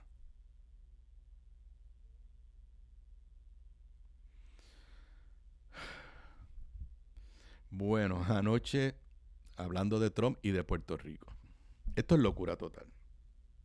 Donald Trump todavía insiste en que le robaron las elecciones del 2020. Y uno de los argumentos que él usó de que le robaron las elecciones es que él alega que traquetearon en buen puertorriqueño con las máquinas de votación y de escrutinio en las elecciones del 2020. Aunque no hay ninguna evidencia de eso, pero todavía siguen eso. Los otros días el FBI allanó un centro donde estaban las votaciones en un distrito en Georgia de las elecciones del 2020. Donald Trump está empezando a crear el ambiente para decir que a él le van a robar las elecciones, a los republicanos le van a robar las elecciones de medio término. Ahora, las de noviembre de este año. Y ya sabemos que empezó a decir, lo discutí ayer en el panel 3 y contando, o lo discutimos, que ya empezó a decir que las elecciones se deben nacionalizar, o sea, que el gobierno federal sea quien las corra y no los estados. Y todos recordamos que aquí, entre las locuras que se dijeron para atacar a Juan Dalmau, pues se decía que Juan Dalmau cogía chavos de Venezuela, qué sé yo qué, bla, bla, bla. Pues parece que alguien en la Casa Blanca de Donald Trump, en el grupo MAGA, que quieren de alguna forma buscar evidencias de fraude en algún lugar, parece que alguien escuchó el cuento ese de Venezuela y las elecciones de Puerto Rico. Y en lo que para mí es la cosa más increíble, el gobierno de Donald Trump, la oficina de inteligencia de Donald Trump, investigó la posibilidad de que las máquinas que se utilizaron en las elecciones, las máquinas de escrutinio, nosotros votamos en papel. La máquina lo que hace es que lee el papel. Hay lugares donde tú votas en la máquina. Aquí votamos en papel. Pero la máquina lee la bolita. Pues investigaron si las máquinas de Dominion, es la compañía de aquí, fueron traqueteadas por el gobierno de Maduro. Obviamente, ¿cuál fue la conclusión? Que no. Entonces, he tenido discusiones con amigos y amigas de allá de Washington. ¿Quién motivó esto? Jennifer. O sea, Jennifer quería que el gobierno de Trump dijera que las elecciones en las que ella ganó, en las que barrieron en la legislatura, ella quería que dijeran que esas elecciones fueron fraudulentas. No sé, me cuesta trabajo. ¿Qué motivó esto? El hecho de que Donald Trump cogió una pela en la votación simbólica, que le va a costar al PNP y a los republicanos, y eso va a estar ahí forever and ever. Y si no derogan esa papeleta, le va a volver a pasar en el 2028. ¿Qué motivó esto? Que Donald Trump no puede creer que en Puerto Rico cogió una pela y piensa que fue que Maduro traqueteó la computadora. Al final del camino la investigación quedó en nada porque no había nada. Pero que el gobierno de Donald Trump, en su locura de tratar de decir que a él le robaron las elecciones y que hay potencial de volvérselas a robar, haya dedicado tiempo para investigar una cosa tan absurda como esta, demuestra la locura total del gobierno de Donald Trump. Está sonando la musiquita, es jueves, nos vamos a la pausa. Cuando regresemos, jueves de película y streaming con Gabriela Acevedo Gándara. Sigamos con más de Sobre la Mesa. Aquí de regreso a Sobre la Mesa. Para los que nos estén escuchando, nos estén viendo en vivo, son las 5:27. Hoy es jueves y es jueves de película y streaming. La tenemos vía video desde allá, desde Los Ángeles. Saludos, Gaby.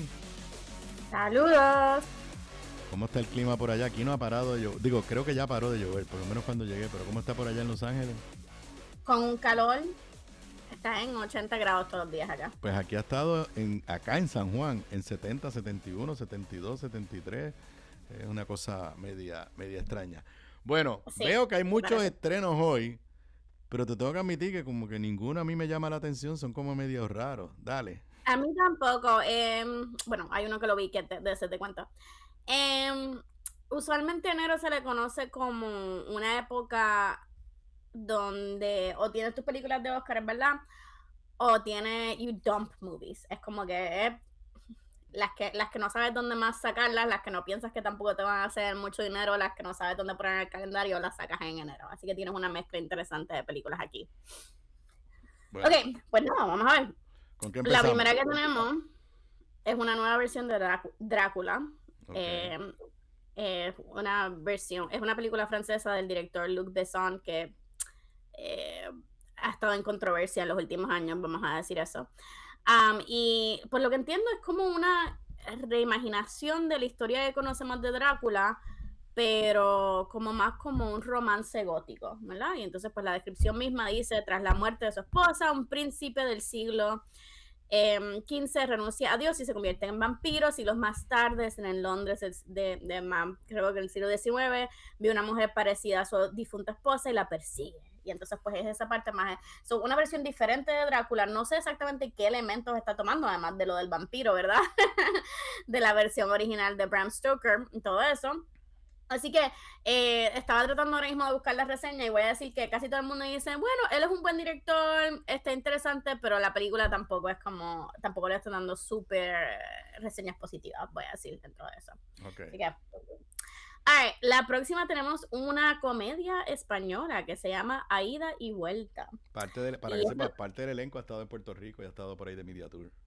Ah, no sabía. Sí, bueno, pues lo otro que quería mencionar, y hoy no me enviaste las reseñas de Andy, lo otro que quería mencionar es que Aída es una serie de televisión española que ha estado en la televisión española desde el 2005 y entiendo que todavía está en televisión. Es una serie de comedia que lleva muchos años, que tiene muchos sus fans bien leales, y esta pues es en esta el director Paco León está haciendo su propia versión de la historia de Aída, pero es como se referencia a sí misma, por lo que entiendo, la película toma lugar durante el rodaje de un capítulo de la serie de Aída. Y entonces, con tramas que transcurren, tienes algunos tramas dentro de la serie que están grabando de Aída, pero también tienes tramas con los actores de sus vidas y que sí, y los que quieren estar en el show y los que quieren estar en el show. Sí, por lo que he escuchado y he leído, me genera la interrogante de si uno no conoce la serie, si va a tener el efecto que ellos esperan. Eso precisamente me estaba preguntando yo y estaba tratando de buscar ahora mismo, ¿verdad? En estos minutos que tenía antes para ver. Me imagino que debe haber suficiente intro en términos a los personajes y al drama y la idea. ¿Qué tal? Espero que con solo saber, ahí están los actores y que están grabando un programa, que sea suficiente, pero es la misma duda que yo tenía, sí. Así que no te la podría contestar, pero sí la tenía. Pero nada, las comedias españolas es un humor que nos gusta mucho, así que eso es lo que digo, y tal vez esto te inspira a ir hacia atrás y ver la serie también. Diadre, no busqué esto. Diadre, es que hice esta noche y dije, y entonces por la mañana voy a buscar 2 cositas más. Ok, la próxima que tenemos es otra de horror o de terror, que se llama Iron Lung. Y te voy a ser bien sincera. Esto es una película, el director se llama Mark Fishbash, pero él es un youtuber famoso, que eso es lo que iba a buscar, su nombre también, y él la financió y la sacó sola, y fue la película, creo que fue la película número 1 la semana pasada en Estados Unidos. Es un término de éxito, en términos de taquilla, en términos de, pues es un cine bien independiente, pero voy a decir que mi interés por esa película puede que sea menos que 0.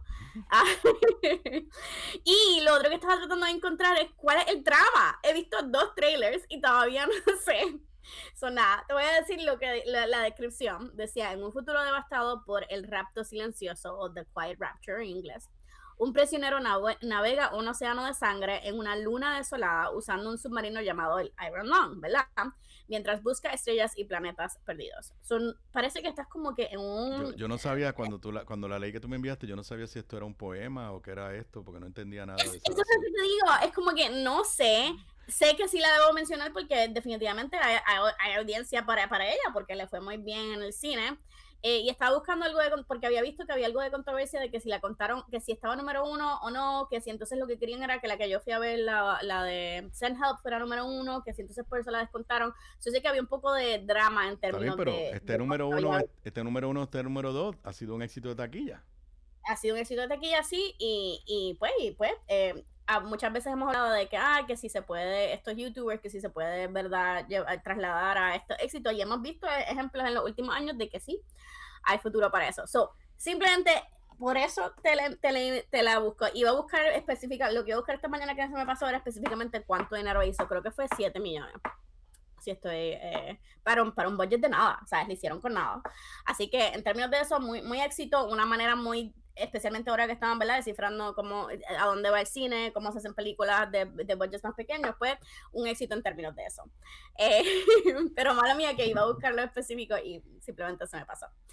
Así que sí, interesante, te la dejo así, pero igualmente no entendí muy bien cuál es el trama. Y te dije que vi 2. Y es porque lo mismo que tú dijiste que sí parece un poema, lo mismo en los trailers. Era como que estas imágenes de sangre y cosas, y yo no sé qué está pasando. Trama no te puedo contar. Okay, tenemos otra película de terror. Hay bastantes opciones, si eso es lo que quieres ver. Que se llama The Strangers, Chapter 3. Y sí, hasta ahora la Chapter 1 y Chapter 2 la hemos mencionado ya 2 veces. O sea, han salido en el último año y medio. Las grabaron las 3 juntas. Pero no les ha ido muy bien en la taquilla y no les ha ido muy bien en las reseñas tampoco. Pero pues ya las hicieron. Así que ahí está el cine. Estos son un remake de una película de horror más clásica que salió en los años 2000. Early 2000, no me acuerdo ahora. Y la idea siempre es pues que a una pareja que entran unas personas a la casa. Y eso es como que el trama básico. Entonces, pues en esta, que lo único que esta vez la dividieron en 3 películas, no me preguntes cómo. Esta dice: los sobrevivientes se enfrentan a nuevas amenazas de extraños enmascarados. Secretos salen a la luz, poniendo en peligro sus vidas mientras la línea entre realidad y peligro se difuma en su lucha por sobrevivir. Continúan todavía con esta idea de ellos tratando de sobrevivir.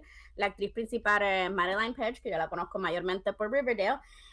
Y no, again, nuevamente, esta otra que para mí no me llama tanto la atención, aunque la original sí creo que la vi hace muchos años, pero es un trama que no me encanta y las reseñas no han sido muy positivas tampoco, así que nada, así te la vendo.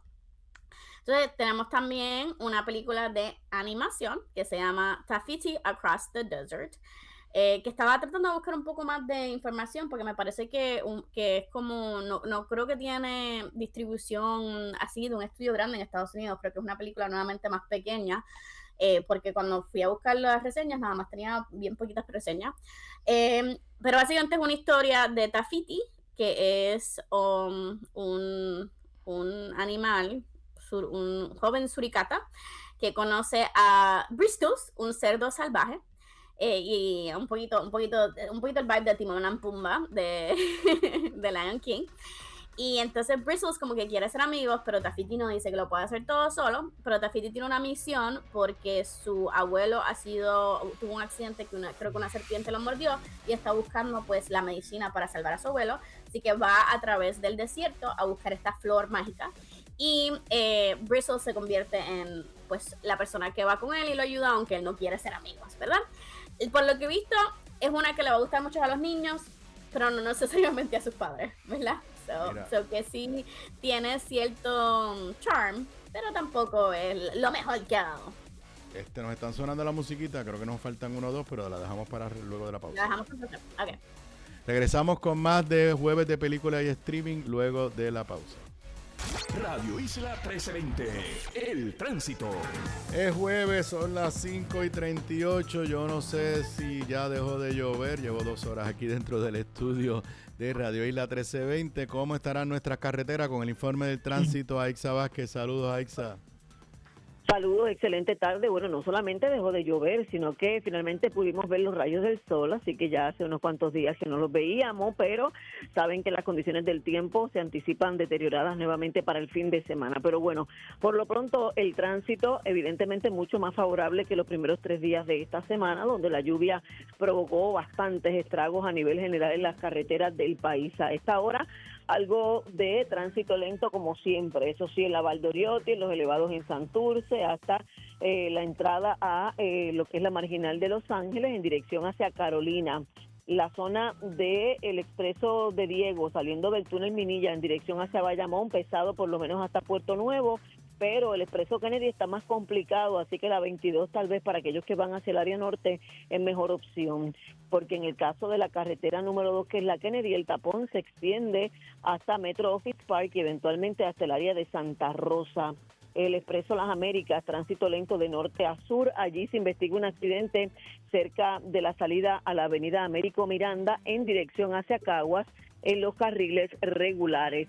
Moviéndonos precisamente a la zona de Caguas, el tránsito lento en el expreso 52 comienza poco antes del peaje de Caguas Norte y se extiende hasta poco después de la salida a la carretera 30.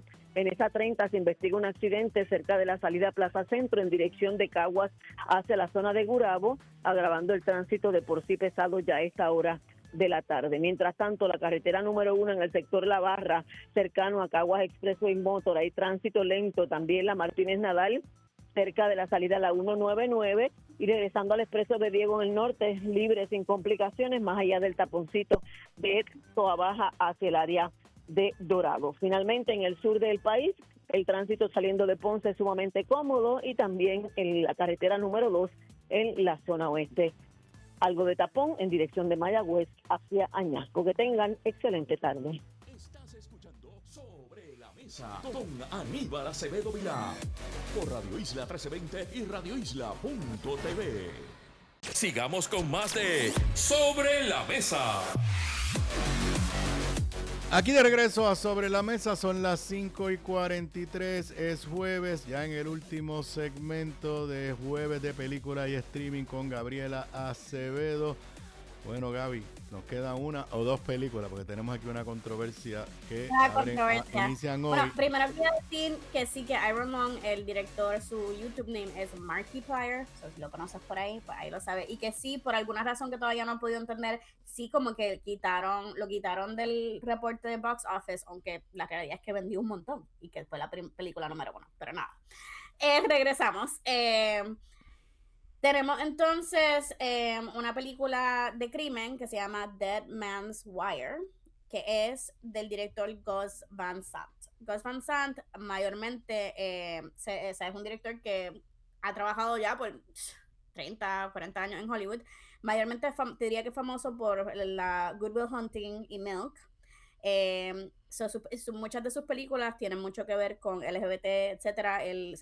Uno de sus breakouts es My Own Private Idaho. A veces tienen su tono extraño, ¿verdad? Aunque no necesariamente las que han hecho más, no como Good Will Hunting y Milk, que esas son las que han hecho más premios para él, etcétera, pero él también tiene a veces un tono un poco más de cine independiente diferente. Y yo creo que esta está un poco entre medio de las dos. En esta es una historia de un crimen de verdad, recrea la historia real del secuestro en el 1977 que convirtió a Tony Curtis, un aspirante a empresario de Indianápolis, en un excéntrico héroe popular proscrito.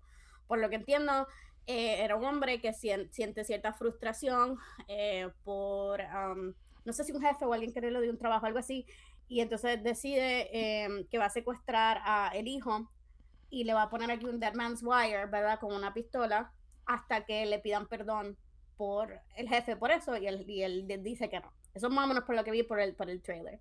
Así que, pero en cierta manera, aunque es una persona que está poniendo pues la vida de otro en peligro, se convirtió un poco en un underground hero en el aspecto de que pues alguien está bien frustrado con la situación económica y está tratando de hacer algo, ¿verdad?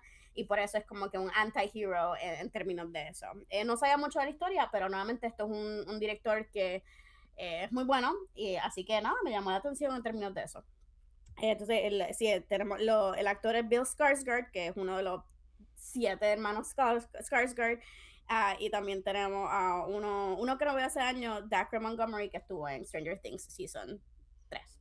Anyway, me llamó la atención y había escuchado un poco de ella, pero no tanto, así que eso es lo interesante de las películas de Gus Van Sant, es que los últimos años diría que han sido un poco más pequeñas en términos de eso. Ok, la última es que no sabemos si bien o no, pero la voy a mencionar. Uh-huh. Se llama The Testament of Anne Lee, y por lo que yo entiendo, supone que salga en Fine Arts ahora, pero cuando voy a la website no me aparece como que ha salido o no todavía. No sé si hablar de ella ahora o dejarla para si va a venir la semana que viene. Sí voy a decir que es de las películas más extrañas que he visto en mi vida. ¿Ya tú la viste? Sí. Y si tú la encontraste extraña, imagínate yo que tú hay cosas que las encuentras como muy...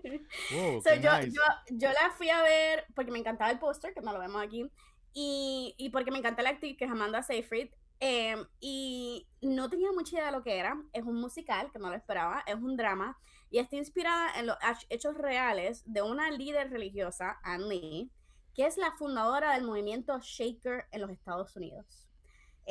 Los Shakers son un tipo de la religión Quaker, pero son diferentes de los Quakers por dos cosas, porque bailan y porque creen completamente en la abstinencia. Y pues sigue la historia de ella desde ella empieza en Inglaterra hasta que entonces ella viene a Estados Unidos buscando esa religión, ese freedom of religion, y buscando pues más seguidores y se convirtió, ¿verdad?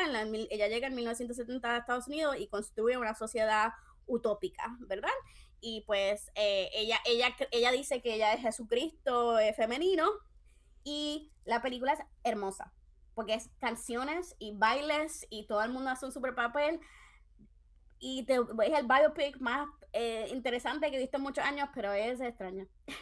Okay. No, voy a ser muy sincera. Okay. No sé si la recomiendo, pero fue una experiencia. Bueno, rapidito para los streaming y para que me digas algo de los Grammy. Rapidito con streaming, tenemos una película de romance que se llama Relationship Goals con la actriz y música Kelly Rowland. Esta está en Amazon Prime. Y básicamente ella hace de una productora de televisión que piensan que le van a dar una promoción, pero entonces en vez le dan la promoción a el que era su ex, así que ellos están más o menos ahora pues en competencia de trabajo y de que si se van a volver a enamorar. Está basado en un self-help book que se llama Relationship Goals, How to Win at Dating, Marriage and Sex, y en la película misma sale el self-help book. So es como que él dice, yo he cambiado por este self-help book, así que nada.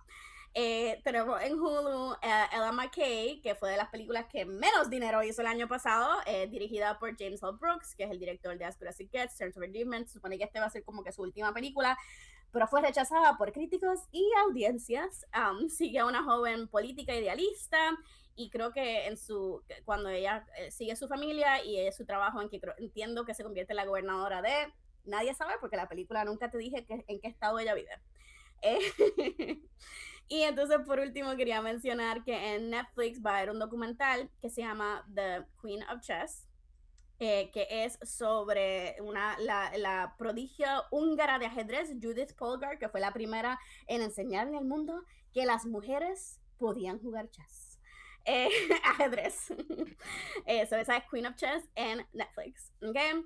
Si te gustan los Muppets, hay un especial nuevo de los Muppets, no una serie, es solo un especial que empezó ayer en Disney Plus. Regresan todos los Muppets, Kermit, Miss Piggy, etcétera. Y también tenemos artistas famosos como Seth Rogen y Sabrina Carpenter. So, Muppet Show en Disney Plus.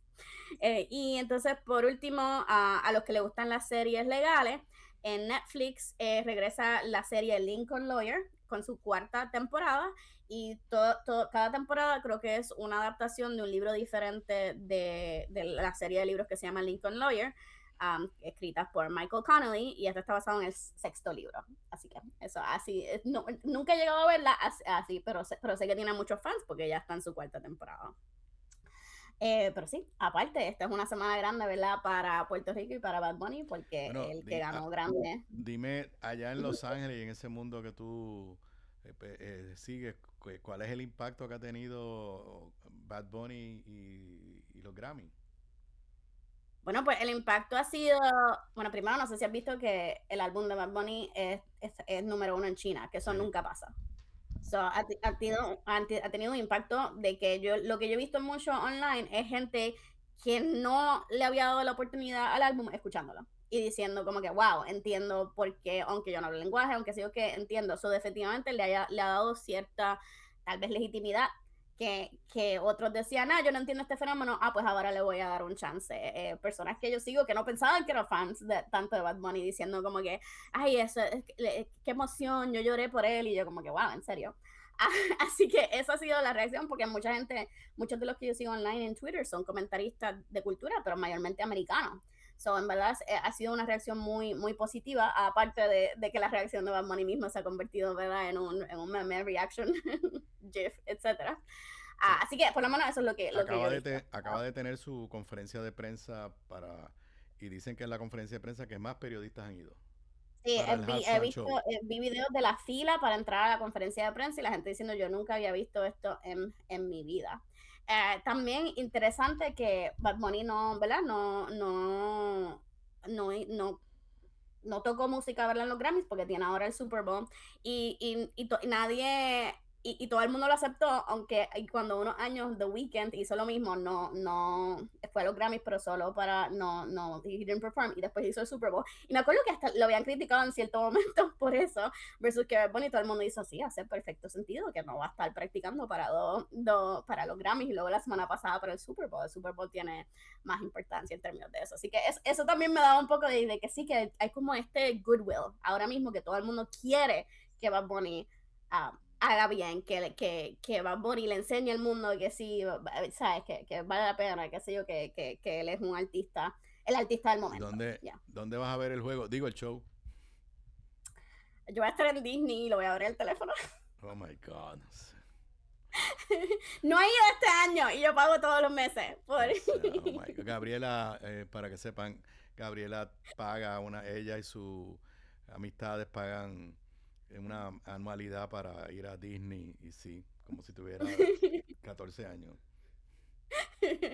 Así que sí, dije, bueno, ya me voy a asegurar que yo tengo el Hulu con cables, me voy a asegurar que lo tenga ya todo pendiente, está todo listo, me llevo la batería, así que sí. Pues nosotros todavía no sabemos dónde lo vamos a ver, estamos en esa. Todavía no saben dónde, ok, sí. Estamos en esa. Okay. Digo, ya hay una expectativa de, primero, qué canciones va a tocar, qué invitados va a llevar. He visto mucha conversación de cuál va a ser la primera, ahí está sports, ahí está betting de eso. Sí, y sí, la pregunta... Yo lo dije a una persona y me dijeron que yo sí, ya está puesta, de que con qué canción va a abrir, a qué artistas invitados va a llevar. Así que nada, definitivamente es una conversación, pero por lo menos por lo que he visto, obviamente están los que todavía están criticando, que esos no los vamos a callar, pero que mayormente pues sí he visto, como tú dices, esta expectativa y que la gente pues quiere que vaya bien, pero por ejemplo hasta cuando pusieron, creo que fue el New York Times que puso la cita de un jugador que decía como que yo creo que se pasaron, esto tiene que, esto debe ser para un americano para los americanos, algo así, y les parece que le pusieron tantos y tantos comentarios era como una imagen que ellos pusieron online, que lo quitaron. Y se disculparon. Perdón, porque la cita que pusimos implicaba que Bad Bunny no era un ciudadano americano, no era nuestra opinión simplemente, así que, ¿sabes? Definitivamente las personas también, como, ¿verdad? Que estamos nosotros apoyándolo, se están asegurando que su voz se escuche, vamos a decir. Sí. Pero las expectativas son súper altas. O sea, tiene que hacer tremendo show. Y entonces está la expectativa de si va a ser algún statement político como hizo en los Grammy, o precisamente pues no lo va a hacer allí y quizás dice algo antes o dice algo después. Así que hay mucha expectativa. Así que no, de eso sí hablaremos el jueves, ¿verdad? A ver con qué nos deja Bad Bunny en términos de eso, sí. Bueno, pues nada, cuídate mucho, baby. Nos vemos. Bueno, y con eso yo me despido también. Lo próximo aquí en Radio Isla 1320 es la Juntilla 50 y más con AARP. Ustedes y yo nos volvemos a ver mañana viernes a las 3:55, cerca de las 4 de la tarde. Buenas tardes para todos y todas. Radio Isla 1320. Información responsable, análisis profundo y la voz que conecta contigo. Esto es Radio Isla 1320.